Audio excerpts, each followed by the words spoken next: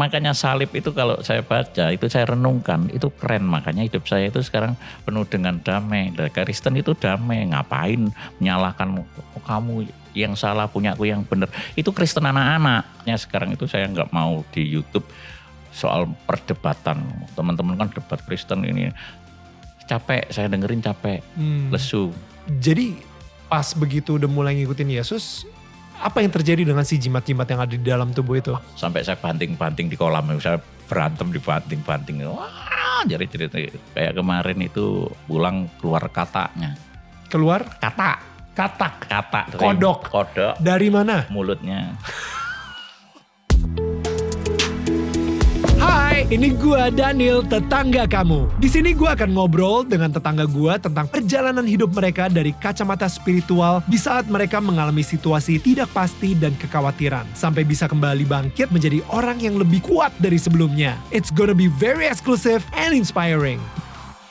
Masih ngobrol sama Mas Hairul Anwar di Daniel Tetangga Kamu. Dan guys, gue pengen menganjurkan, I would really encourage dan rekomend kalian to listen to our podcast. Karena cerita-cerita tetangga kita di sini itu semuanya sudah available melalui audio saja. Kalau misalnya kalian adalah tipe orang yang save data dan cuma pengen dengerin audio aja, well langsung search di seluruh digital platform podcast. Tinggal search Daniel Tetangga Kamu. Yang pastinya gue tahu nih kalau misalnya kalian terus mendengarkan hal-hal yang baik dan berhubungan dengan Tuhan, kalian pun juga akan tertransformasi dan yang pastinya ingin berbuat baik, menjadi lebih baik dan menggantungkan hidup kalian kepada Tuhan. Anyway, kita balik lagi ke Mas Irul. Tadi sempat Mas Irul singgung bahwa masuk-masukin jimat lah, paku, segala kayak gitu. Karena apa? Biar ada ilmu kekebalan. Kalau misalnya orang tembak gak mati, orang bacok gak kebal lah pokoknya ya. Ini jimat-jimat ini nih, apa yang tadi untuk orang kebal dan lain-lain gitu ya. Saya ngerasa di Indonesia ini adalah sesuatu yang dianggap normal. Malah sepertinya ada beberapa yang nggak tahu kakeknya atau mungkin cicitnya, cicit apa sih bilangnya? Keturunannya, pokoknya keturunannya. Ya, buyutnya gitu. Pernah ada dan akhirnya itu masuk ke generasi turun-temurun gitu. Bagaimana caranya supaya kita tahu bahwa ternyata ada si jimat tersebut di dalam keturunan tersebut. Dan apakah sebenarnya jimat itu, sebenarnya baik malahan mungkin. Maksudnya sesuatu yang untuk ngelindungin, yang untuk jadi apa ya bikin dia kebal atau mungkin malah bisa digunakan untuk bikin dia jadi lebih ganteng atau lebih cantik supaya bisa dapat jodoh misalnya. Itu kan dulu saya pernah ngalami seperti itu. Ya toh. Itu kalau bagi saya semuanya itu dulu saya diajari guru saya. Ya toh. Ilmu saya sudah saya pelajari semua. Tapi guru saya ngomong gini. Ger, ya suatu saat kamu nanti, saya kan nyari ilmu ini semua saya cari. Ya toh, kepingin selamat. Intinya kepingin apa? Selamat. Ya toh. Guru saya suatu hari ngomong gini, Ger, suatu saat nanti kalau kamu umur 40-an, kamu ketemu gurumu. Ngomong gini, ilmu yang kamu cari besok ya, supaya kamu selamat dunia akhirat, cari ilmu. Selamat itu namanya manunggaling kawula Gusti.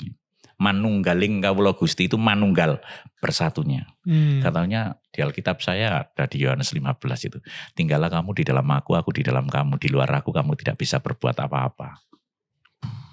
Jadi semua yang dulu saya cari, ilmu paling tertinggi, ya manunggaling kawula Gusti ini, di Yohanes ini. Yohanes 15? Iya. Itu yang Yesus bilang? Iya, tinggallah kamu di dalam aku di dalam kamu. Di luar aku kamu tidak bisa berbuat apa-apa. Wow. Itu sudah jelas gak bisa berbuat apa-apa. Makanya sebagai orang pengikut Kristus, orang Kristen, itu gak boleh sombong. Gak ada kesombongan siapa. Udah. Kalau di dalam Kristus, pasti selamat. Karena apa yang Kristus lakukan, kita lakukan. Yesus setelah mati, hari ketiga bangkit naik disaksikan banyak orang. Iya toh, naik ke surga. Sebentar lagi dia turun. Lu kan keren. Juru nyari selamat karena saya nggak ngerti keselamatan itu yang bagaimana. Nah kalau saya sekarang sudah dibuka gini, makanya gini. Kadang-kadang teman-teman ya kayak gini. Makanya sekarang itu saya nggak mau di YouTube soal perdebatan. Teman-teman kan debat Kristen ini capek, saya dengerin capek, lesu. Jadi gini, Kristen itu enggak perlu diperdebatkan, lakukan aja. Firman itu dilakukan. Oh yang benar ini, yang benar itu yang satu cuman Tuhan Yesus. Kita itu enggak benar, kita itu menuju kesempurnaan, disempurnakan. Loh, namanya disempurnakan, kita kan enggak sempurna. Ya. Makanya teman-teman saya itu, saya berharap teman-teman saya itu, oh Pak Khairul sekarang kok gak berani ke YouTube, Pak Khairul ya begini-gini. Enggak, capek. Iya toh, capek ngurusin. Oh ini yang Tritunggal, percuma. Iya toh. Ya, debat kusir lah akhirnya. Karena ini yang didebatkan ngomong saya orang Indonesia. Katanya gini, makanya kekristenan, kasihlah Tuhan Allahmu, ya toh, kasihlah sesamamu seperti dirimu sendiri, Tuhan Allahmu. Waduh itu makanya salib itu kalau saya baca, itu saya renungkan, itu keren. Makanya hidup saya itu sekarang penuh dengan damai. Dan Kristen itu damai, ngapain menyalahkan kamu yang salah, punyaku yang benar. Itu Kristen anak-anak. Karena punya mainan baru, jadi punya mainan baru itu kan pamer. Kalau sudah dewasa, diam aja, lakukan, yang ngerti kan bapaknya. Wow. Kalau sahabat pun kan gitu, ngobrolnya curhat. Jadi kan gini, kemarin kita kan ngobrol sama Mbak, iya toh? Mbak Sofia. Iya, Mbak Sofia. Ngintip apa sih yang dilakukan Bapak itu? Keren apa enggak? Ngintip apa yang dilakukan teman-teman yang di sini, apa yang Bapak?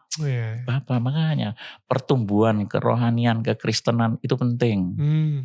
Pengenalan akan Tuhan itu penting. Kalau kenal cuman kulit aja, ya itu sombong. Dulu saya juga gitu. Kalau orang nganu ilmu, wah baru pakai ilmu aja sudah dimasukin gini, wah gini nantang semua, ditantangin semua, dibacokin. Iya toh? Tapi kalau sudah banyak ilmunya, itu seperti padi semakin menunduk. Diam aja, tapi banyak isinya. Daripada yang koar-koar. Ya saya belajarnya dari situ, karena saya harus capek. Iya toh? Saya dulu sampai sering diancam di YouTube waktu di Pak Yusuf Manubulu itu. Oh kamu tak bunuh. Sampai saya kepancing. Ayo bunuh. Nah, aku lama gak bunuh orang. Akhirnya ya wis. Enggak, sekarang sudah tak biarin ada orang ngancam apa. Oh iya, terima kasih. Belajar dari buah roh itu. Pengendalian diri, penguasaan diri, itu belajar. Itu sampai kapan? Until death katanya. Iya loh. Lah makanya itu belajar. Kekristenan itu belajar dari kesehari. Dibangun imannya itu. Jadi pas begitu udah mulai ngikutin Yesus, apa yang terjadi dengan si jimat-jimat yang ada di dalam tubuh itu? Itu tadi kosong. Setelah saya dibaptis itu, tubuh saya itu kayak kosong, enteng kayak kapas. Lepas semua. Oke. Gak ada kayak tiba-tiba di kolam renangnya ada paku gitu. Enggak ada. Okay. Itu sering di tempat saya sekarang. Jadi saya kan sering mandiin orang. Saya nggak ngomong baptis, mandiin orang aja. Ya, kalau baptis nanti kadang-kadang saya dari sini sudah dibaptis si A, si B gitu, nggak enak ya, mandi gitu loh ya. Itu saya kubur dosa-dosanya, saya kubur dalam nama Bapa, Putra dan Roh Kudus dalam nama Yesus. Itu kadang-kadang kayak kemarin itu orang dari luar pulau itu pulang keluar kataknya. Keluar? Katak. Kodok. Dari mana? Mulutnya. itu banyak yang gitu-gitu. What? Itu yang kena guna-guna gitu. Dia kena guna-guna atau dimasukin guna-guna dimasukin guna-guna. Dari misalnya, ayah atau kakeknya gitu misalnya. Misalnya bukan begini, kayak kemarin itu ada suami istri. Suaminya itu gak kepingin cerai, tapi istrinya yang kepingin cerai. Tapi suaminya itu nakal. Ya toh? Dan istri ini gak mau sama yang, terus dikirim gitu. Untuk bunuh istrinya ini. Terus dia nonton YouTube saya, nyari alamat saya, ketemu dan itu. Dan ngaku akhirnya. Wow. Bukan ngaku, pergi ke tempat saya, kepingin dilepaskan itu semua. Itu banyak ada yang karena tanya keturunan si A, si B itu. Wah, sampai saya banting-banting di kolam, saya berantem dibanting-banting. Wah, jadi-jadi gitu. Karena itu nggak mau melepaskan. Jadi begini, intinya kalau menurut pengalaman saya, ya toh, saya kan sudah mandiin orang mungkin ya gak usah dihitung. Itu ketika orang itu sadar mau mandi sendiri, itu hilang kok. Kalau orang Jawa ngomong nggak digandoli, nggak di apa ya? Nggak digandoli itu apa? Nggak keberatan gitu. Oke. Lepas semua, harus dilepaskan semua. Bertobat itu memang harus lepas semua. Iya. Nggak usah, dari dalam dia dari udah pengen mau. Iya, harus dilepas, dikeluarin semua. Unek-unek apa semua diakuin sebelum dia mau mati itu. Aku punya ini, aku punya ini. Ya saya sudah akuin gitu. Aku punya ini dan ini, aku mau lepaskan, aku nggak mau. Sudah lepas. Kalau nggak mau, dia masih pikiran, yaitu ngelawan. Oke. Gitu. Ini saya di daerah-daerah keluar masuk pedalaman itu. Makan di penjara-penjara itu. Di desa-desa gini yang datang gini orang sakit kanker otak, kanker serviks, kanker apa disembuhkan itu, yang lumpuh berjalan, yang tuli mendengar, itu karya Tuhan luar biasa. Lihat itu. Coba nama saya dulu nggak diganti, nama saya misalnya Markus Matius, yang datang bukan Pak Abdullah, bukan Pak Soleh itu, ya toh. Iya. Makanya saya itu kemana-mana diterima. Iya. Nah ini yang lumpuh ketemu di bandara berjalan. Ini orang gila, ya, ini orang-orang yang kena santet. Iya, itu anak kena santet ini tiba. Nah, itu orang yang kanker payudara gitu gede, doain pecah. Nah, saya masuk ke rumah sakit itu, yang pendeta enggak mau, saya mau. Saya bukan pendeta, saya pendekar. Ya, ini cari orang gila didatengin, dipotongin rambutnya itu. Dipotongin rambutnya, terus jimat-jimatnya dilepasin semua, dimandikan. Dikasih baju. Dia sembuh.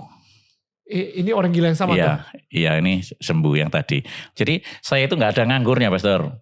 Ya, jadi orang-orang gila gini saya mandikan, gitu disembuhkan Tuhan Yesus. Setelah itu diajari untuk kekristenan yang benar. Nah ini pegawai saya, ini teman-teman saya preman. Bos, nakalku sama kamu kan nggak ada apa-apanya, katanya gitu. Aku di Jakarta lihat kamu kayak gitu kok, sekarang kamu itu bisa seperti ini, gimana caranya aku mau bertobat seperti kamu? Mandi, gak usah ngomong mandi, akhirnya saya mandikan dan sekarang dia punya istri dan dia sekarang luar biasa. Udah tobat juga. Iya, tobat. Nah, ini orang-orang nakal, cewek-cewek nakal itu di rumah sampai saya sediakan kolam mandi ini, itu istri saya. Yang pertama dan yang terakhir, Alfa dan Omega. Yang ke-14 dan terakhir. Iya. Ini suasana di rumah saya ini. Jadi setiap Rabu itu tamunya datang. Dan tadi ya, maksudnya kita ketika ngomongin soal jimat-jimat tadi dan ketika dimandiin, kalau misalnya kata Mas Hairul di sini dimandiin, akhirnya hilang, malah ada yang keluar katak lah dari mulutnya. Tapi setelah dimandikan ya, ini saya tambahin, setelah dimandikan dia itu harus baca firman, dia harus dengar puji-pujian. Kalau enggak, dia itu kembali 7 lebih jahat. Banyak orang yang kayak itu. Kenapa ada orang sampai dibaptis 5 kali, 7 kali? Karena habis dibaptis gak melakukan firman. Makanya orang harus mengalami 3 baptisan. Yang pertama baptisan air, kedua baptisan roh, ketiga baptisan api. Harus mengalami itu. Setelah dibaptis dengan air, dibaptis dengan roh, hidupnya dipimpin oleh Roh Kudus. Iya toh? Nah, setelah itu baptis dengan api. Api apa? Disucikan, dimurnikan dan diuji. Masih disucikan, dimurnikan dan diuji. Karena apa? Untuk menjadi mempelai, kita ini kan harus suci. Udah pilihan yang benar-benar dipilih. Katanya orang Kristen boleh masuk surga, boleh, nanti ada yang di emperan, ada yang seperti inilah. Karena kita nanti memimpin 1000 tahun lagi. Kalau pemimpinnya, contoh orang Kristennya kemarin ke gereja, ya tepuk tangan di gereja, ya haleluya, haleluya minggu. Tapi gak ada, wong kita pemimpin itu warrior kita, itu pasukan. Ya, kekristenan kan ada tiga peran. Petani, olahragawan, sama prajurit. Wow. Petani, dia bangun pagi, nanam sampai sore, nungguin sampai dia panen. Kalau dia panen, dia menuai. Olahragawan kayak Pak Daniel ini kan bentar lagi mau lari maraton. Iya, kalau enggak latihan apa bisa jadi juara? Makanya lagunya lebih daripada pemenang dalam segala perkara. Ada masalah dikit pergi bukan ke Yesus, pergi ke yang lain. Masa mau jadi pemenang? Kita ini diproses. Jangan lari dari proses. Itu yang dinamakan baptisan api. Dan yang ketiga tadi prajurit. Pendekar. Iya, pendekar bukan pendeta. Prajurit, pendekar. Siap nggak siap? Kita harus berperang. Satu perang apa? Melawan diri kita sendiri, kedagingan kita, duniawi kita. Wow. Iya, yang biasanya kayak saya dulu, kalau diskotik saya narkoba, itu sekarang sudah nggak kepingin lagi. Gimana caranya ngelawan? Ya tinggal di dalam Kristus. Gimana caranya tinggal di dalam Kristus? Ya diasah. Setiap hari bangun pagi, doa pagi, baca Alkitab, renungkan, lakukan puji-pujian. Ya toh, hidup kita sesuai dengan firman Tuhan. Begitu. Ya. Jadi kalau sudah itu, sudah gak balik lagi yang 7 tadi yang lebih jahat. Ya. Kalau itu kedapatan kosong, balik 7 ngajak teman-temannya yang lebih jahat. Setelah dimandikan tersebut, itu langsung diisi lagi. Jadi karena setelah kayak tadi Mas Harul bilang gitu ya, ketika di rumah itu kosong. Iya, rumah itu kan kosong. Mulai dari 0 lagi gitu ya. Iya, nah, 0 itu diisi dengan firman Tuhan. Dengan firman Tuhan gitu. Penuhin dengan firman Tuhan. Jangan diisi dengan kehidupan lama lagi gitu misalnya. Contoh kayak ini ya. Misalnya ini gelas. kopi ya. Oh ya, kopi hitam.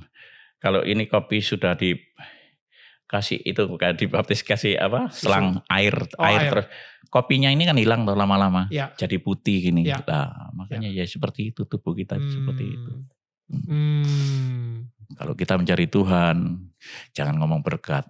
Kalau kita sudah di dalam Tuhan berkat itu pasti disediakan dan diperintahkan kemana kamu pergi. Keren. Setelah saya dibaptis dengan Roh Kudus.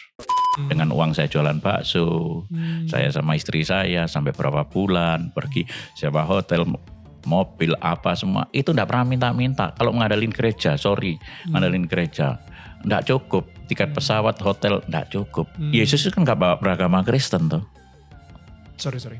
Oke, ini Mas Arul bilang pokoknya saya nggak peduli agama apa, dari backgroundnya mana, tapi saya akan mendoakan dalam nama Yesus dan kebanyakan dari mereka sembuh. Padahal orangnya sendiri nggak percaya Yesus, orangnya sendiri itu nggak pengikut Yesus juga gitu. Tapi kenapa mereka bisa sembuh? Apakah ini semua orang Kristen bisa kayak gitu atau gimana?